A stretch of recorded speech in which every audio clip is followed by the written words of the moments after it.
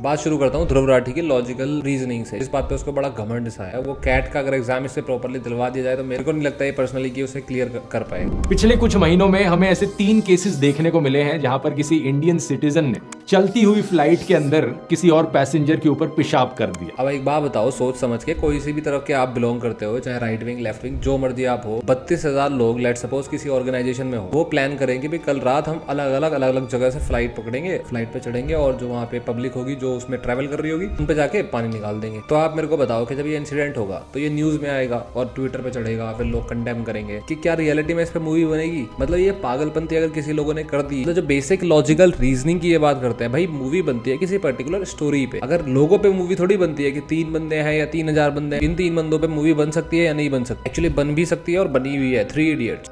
और थोड़ी logical reasoning apply करके देखो, अगर मैं कहता हूं कि ये सारी गाड़ियों के हॉर्न की वजह से नॉइज पोल्यूशन फैलता है, तो क्या इसका मतलब ये हुआ कि मैं कह रहा हूं कि सारे पोल्यूशन के सोर्सेज ये गाड़ियों के हॉर्न ही है? ऑब्वियसली नहीं।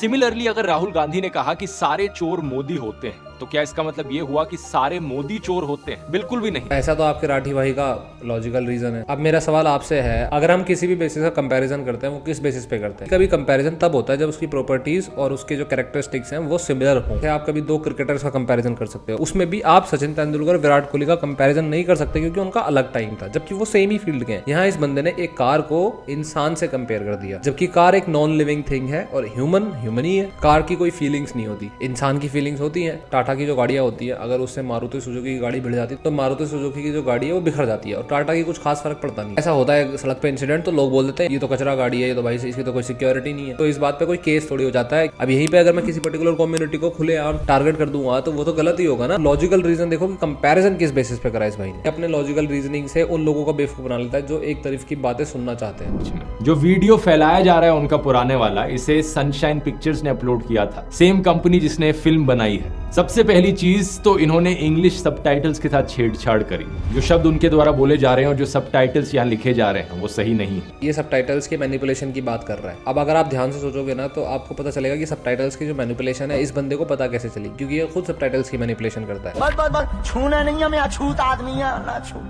यहाँ पे बागेश्वर वाले बाबा बोल रहे थे अनटचेबिलिटी पे या नहीं बोल रहे थे, दोनों ही बातें मान लेते हैं। एक ऑडियंस में बैठा हुआ बंदा, उसको तो हक है ना दोनों बातों को जानने का। इस भाई ने सबटाइटल्स में छेड़छाड़ करके, जो लोग साउथ के होंगे, जो लोगों को हिंदी नहीं आती, जो सबटाइटल्स पढ़ के इसकी वीडियो देख रहे होंगे, वो क्या समझेंगे सीधे सीधे कि भाई ये तो ट्रुथ है। ये तो रही इस भाई के लॉजिकल रीजनिंग की बात। अब मैं आपको कुछ ऐसे फैक्ट्स बताता हूँ जो इस भाई ने सामने फैक्ट्स रखे थे और बाद में पता चला कि भाई ये तो फैक्ट है ही नहीं, ये तो बेवकूफ बना दिया लोगों को। मानना मेरी बात के इतने सारे लोग मेरे को मैसेज करते हैं कि भाई मैं इसकी बातों में बहुत विश्वास करता था, धीरे धीरे जब मैंने खुद की रिसर्च लगाई और खुद सोचना शुरू किया तो मुझे पता लगा कि ये तो बेवकूफ बना रहा है। तो जितने भी मेरे भाई इसके हिमायती बनते हैं ना, चाहे वो left wing, right wing, Hindu, Muslim, कोई भी हो, भाई अपना दिमाग यूज करना शुरू करो। इस भाई का एक ट्वीट था जून 2018 का कि मुंबई की एक इनकम टैक्स की डिपार्टमेंट की जो बिल्डिंग थी वो जल गई। उसमें कुछ इंपॉर्टेंट फाइल्स थी जो नीरव मोदी के टैक्स इवेजन की फाइल्स थी। और ये बहुत स्मार्ट है, ये हमेशा ऐसा बोलता है कि मैनी हैव सेड दैट। ये खुद अपने आप को क्लेम नहीं करता था कि कोई इसके पीछे पड़ जाए। बाद में इनकम टैक्स इंडिया खुद ट्विटर अकाउंट को सामने आना पड़ा, उन्होंने फिर आके बताया कि भाई मीडिया में ऐसी बातों को फैलाया जा रहा है जो अफवाहें हैं,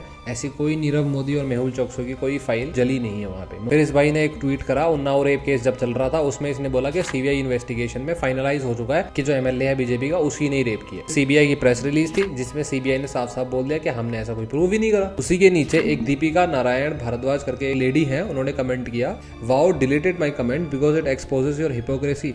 CBI has issued press release denying this news mister Rathee. You should take down this post और stop screaming about false news as you are doing the same now. और ये इंसान या तो ट्वीट हटा लेगा अपना या फेसबुक पोस्ट हटा लेगा, लेकिन सॉरी नहीं बोलेगा, ये अपोलोजाइज नहीं करता कभी भी। और इसकी कुछ वीडियोस दिखाता हूँ जब शिवसेना का वो अलायंस वाला चक्कर था, देखो आप। सवाल यहाँ पर लोग उठाते हैं एनसीपी, कांग्रेस और शिवसेना के ऊपर कि कैसे एनसीपी, कांग्रेस की और शिवसेना की अलग अलग आइडियोलॉजीज हैं और फिर भी ये साथ में एक अलायंस बना रहे हैं। मेरी राय में ये कोई इतनी गलत चीज नहीं है कि ऑपोजिंग आइडियोलॉजी वाली पार्टीज साथ में मिलकर आकर एक सरकार बनाए, सचिन पायलट या अशोक गहलोत।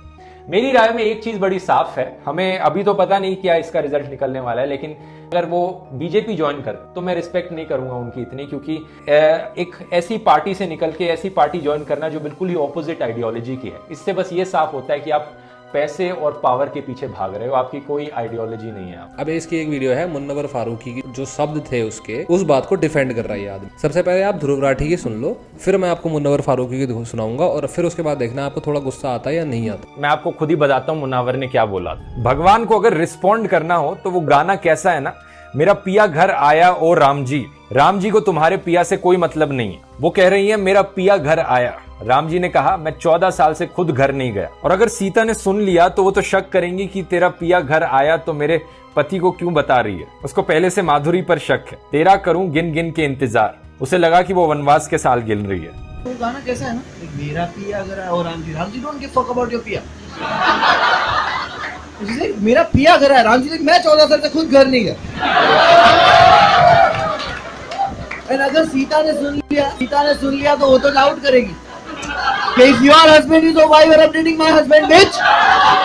मेरे को पर्सनली बड़ा ही गुस्सा आया। ऐसी अनगिनत फैक्ट्स हैं जो इसने बताए और उसके बाद पता चला कि वो फैक्ट थे ही नहीं। मेरे को पर्सनली इतना बुरा लगता है कि ऐसे इंसान को जिसके पास 11 मिलियन सब्सक्राइबर्स हों, उसको कितना न्यूट्रल होकर चीज़ों को करना चाहिए। बताता अपने आप को एथीस्ट है, लेकिन क्रिटिसाइज करेगा सिर्फ हिंदुइज्म को। इसकी एक पोस्ट है जिसमें इसने बोला है कि मैं ज़्यादा तो कुछ खास पढ़ा लिखा नहीं हूँ इस मामले में, लेकिन मुझे पर्सनली लगता है कि मोहम्मद साहब और जो जीसस है वो रियल पर्सन थे, कि कुरान 600 AD में लिखी गई थी और 1 AD में ये क्रिश्चियनिटी क्रिएट हुआ था। लेकिन उससे पहले जो हुआ था वो सब बकवास है। और रामायण के जो सबूत मिल जाते हैं ब्रिज में कि मैन मेड ब्रिज था, वो इसको दिक्कत होती है। कंक्लूसिवली बस इतनी सी बात बोलूंगा कि जो लोग इसके सपोर्ट में हैं, सच्चाई ये है कि आपके इसको फॉलो करने से और इसकी वीडियोस को बहुत ज्यादा देखने से इसका रेवेन्यू क्रिएट होता है, इसको पॉपुलैरिटी मिलती है। ये आपके अगेंस्ट बोलेगा नहीं, ये उन्हीं के अगेंस्ट बोलता है जहां से इसके पैसे कमाई हो रहे हैं। और ऐसा इंसान जो पैसे के लिए किसी के खिलाफ या किसी के साथ हो जाए, वो हकीकत में आपके साथ भी नहीं है।